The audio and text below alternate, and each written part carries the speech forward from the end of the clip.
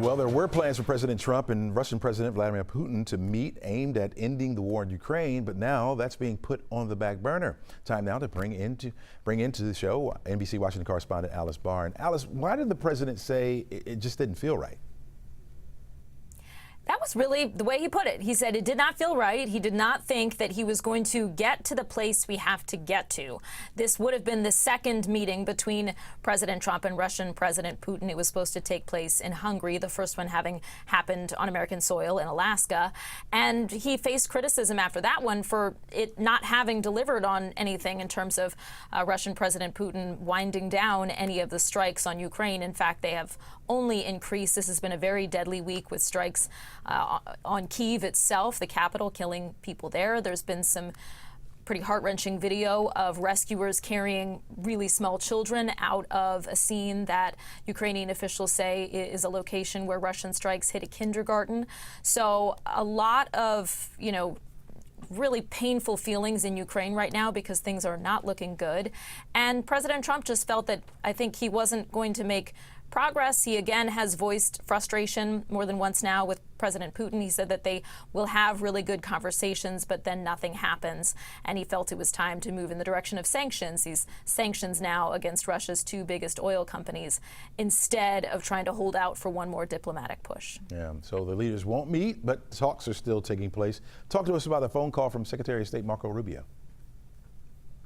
Does not seem that that was a particularly helpful conversation in the sense that it was described by administration officials to NBC News as a tense phone call between the Secretary of State Marco Rubio and his Russian counterpart, the Foreign Minister Sergei Lavrov. And it ended with Russia saying that fighting is going to continue until it gets concessions from Ukraine, holding firm there. So an attempt to open the door, and perhaps that was what, in fact, told President Trump that this summit wasn't going to yield anything if they're unyielding on wanting some substantial concessions from Ukraine, and that's not really the picture coming out of Ukraine right now. Yeah, speaking of Ukraine, that's the third party involved here. What's happening with the Ukraine President Zelensky?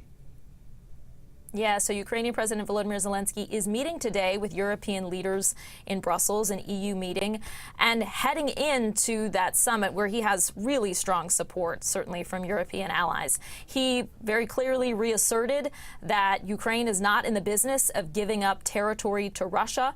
There's some fifth of Ukraine that is now occupied by Russian forces.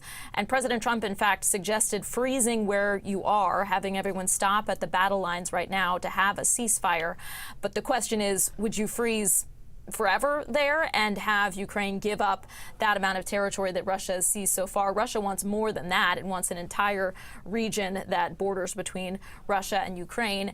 And here we have Ukrainian President Zelensky saying at the very start of this summit today with European leaders that that's just a non-negotiable. So then you square that against what the Russian foreign minister said, that the fighting is going to continue until Russia sees concessions from Ukraine.